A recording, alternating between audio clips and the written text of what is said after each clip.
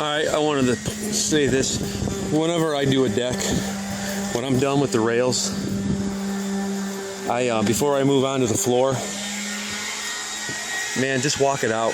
Always check it from every angle you can. Because sometimes, especially as the stain starts to dry, you'll see where it didn't get all the way in the grain.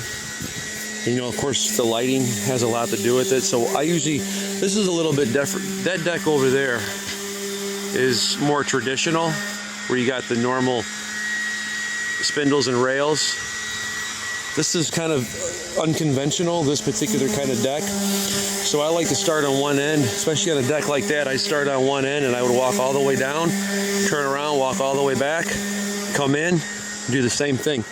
And just kind of look at it from different points of view. I wanted to also point out, here's a good example right here.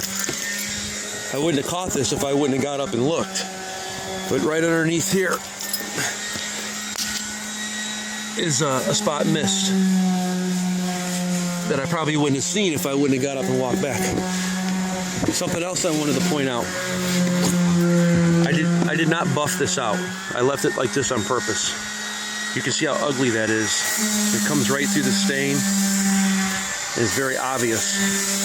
Where this, I did buff out. It had a whole bunch right here. I didn't try to take it all out. You can still see it in there. Right? But there's an obvious difference when you look at this. Ouch. And you look at that.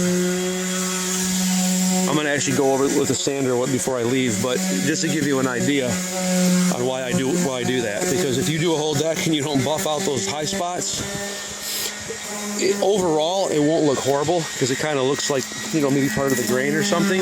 But you can see the deck looks more blended in now, everywhere where we buffed it out. This bottom one I don't even have to touch. It looks good the way it is. So, all right.